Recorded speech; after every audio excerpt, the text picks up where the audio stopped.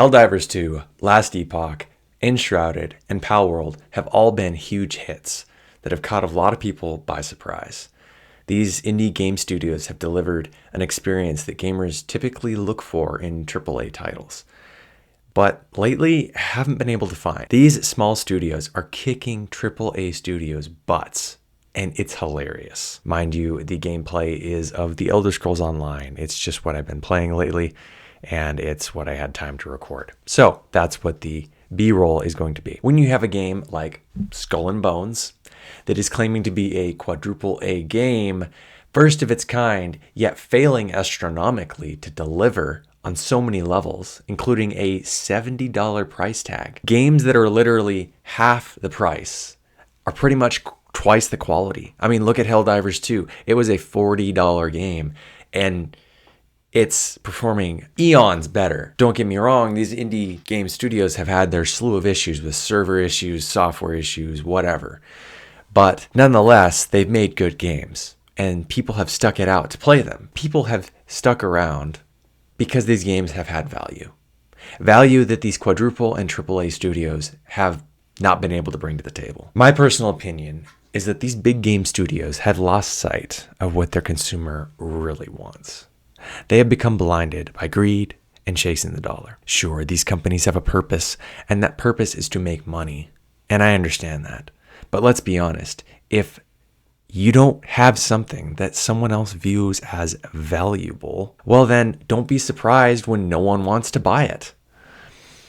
Now, everyone's idea of value is different, and that's a good thing, because that brings us a very diverse library of games to pick and choose from. These big game studios don't really care about what the consumer wants anymore. The ones making the decisions in these companies probably don't even play games.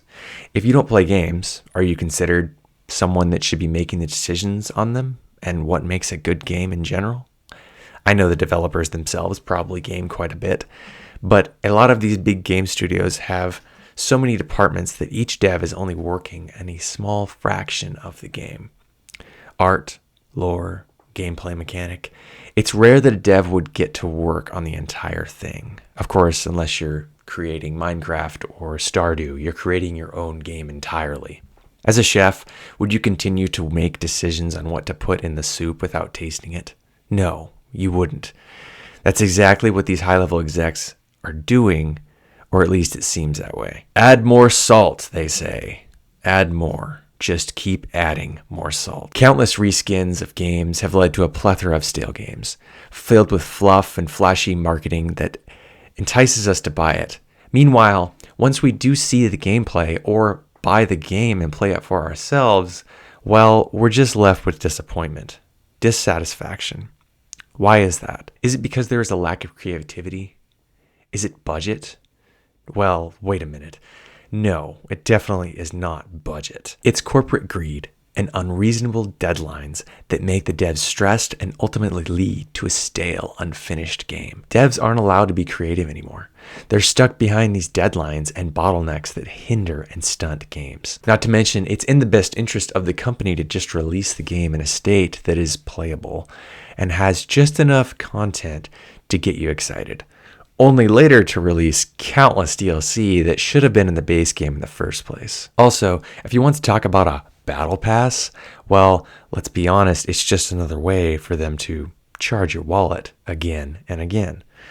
There's definitely a fatigue when it comes to this excessive price tag, and I know I'm tired of it, and I'm sure there's many other people that are as well. Skull and Bones, a quadruple A game that everyone is disappointed with for a slew of reasons. I wonder why. Well, why did you hype it up so much? I mean, telling us that you have a quadruple A game is hilarious to say the least. I mean, it gets us thinking, wow, this is going to be the game of the year. Yet, no. You led us down a road of buyer's remorse. I mean, it's a $70 game. It's supposed to be quadruple A quality that will blow our minds. Yeah, right. Thank you, Ubisoft. This is a post that PC Gamer did a long time ago, but I just thought it was interesting and I wanted to bring it up. So the Ubisoft CEO, I'm going to butcher his name. It's French. And I've looked it up on how to pronounce it, and I'm probably still going to get it wrong. So I apologize whoever has this name, or is French for that matter, Yves Guillemot, defended the cost in an investor's call today, saying the high price is warranted because it's a quadruple A game. Guillemot's statement in response to a question from an analyst who suggested that the price point could presumably limit the size of the player base. You will see that Skull and Bones is a full-fledged game, Guillemot replied. It's a very big game, and we feel that people will really see how vast and complete the game is. So it's really a full AAA, quadruple A game that will deliver in the long run. I'm sorry, but that just seems like a really dodgy answer. They're delusional. They really do think they have a quadruple A game, or at least the Ubisoft CEO does, or did. Now, since then, they have brought the game, the base game for that matter, down to $60, to a normal, standardized price. But most would say it's not even worth $40. Helldivers 2, Pal World, those were both $40 games. I think Enshrouded was as well.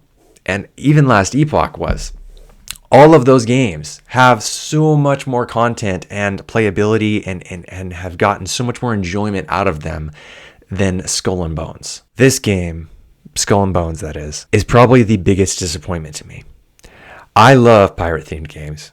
I doubt many of you have heard of this, but when I was a young kid, I played this game called Puzzle Pirates. And this is the game that, it was my World of Warcraft when I was a kid. I played this game every single hour that I possibly could. I spent quite a bit of money on this game.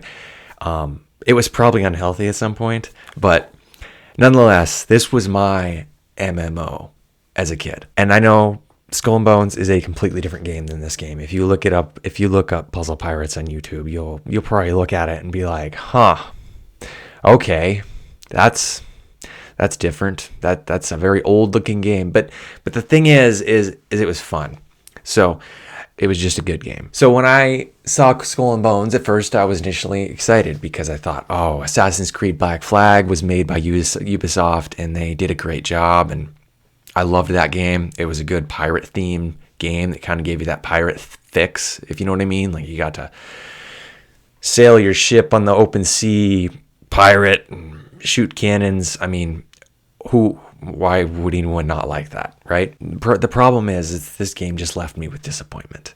This game is just absolute garbage for a slew of reasons that I don't need to go into. Most people already know why. But if you have ever played Assassin's Creed Black Flag, yeah, that game was probably what most would consider a better pirate game than Skull and Bones, hands down, without a shadow of a doubt. And guess what? It's made by the same company, obviously. Ubisoft, yes. It's unreal how badly they dropped the ball on this one. Anyway, between Skull and Bones and Suicide Squad Kills the Justice League, it's been quite a year for these big studios. Not to mention last year's debacle with Diablo 4. Blizzard is their own problem. They've got their own issues. But it's only April. Pretty telling with all the layoffs with these companies. They've either overhired for COVID, which is probably true, or they just can't catch a break with game releases. I mean, I know inflation has affected everybody, and they've got to charge $70 for a crappy game now. But, I mean, geez, at least make it so it's fun. I don't know. It's probably a combination of the two. Or maybe is it due to the fact that it's a lack of understanding of what the player wants? What makes a good game? Anyway, let me know what you think in the comments. I want to know what you think. What do you think of the current state of these big game studios? Are you also kind of blown away with these smaller studios that just keep bringing us smashing hits? Yeah, it's pretty cool, honestly. I like to see the underdog hit a home run. So, also, if you have ever played Puzzle Pirates, sound off in the comments. I want to know. Tell me about your experiences. Tell me about your stories. I loved that game. I played that game for probably 15 years, and it's still going. But I don't play it anymore because the player base is so small. And anyway, thanks for watching, and I hope you enjoyed the video, and I'll see you in the next one.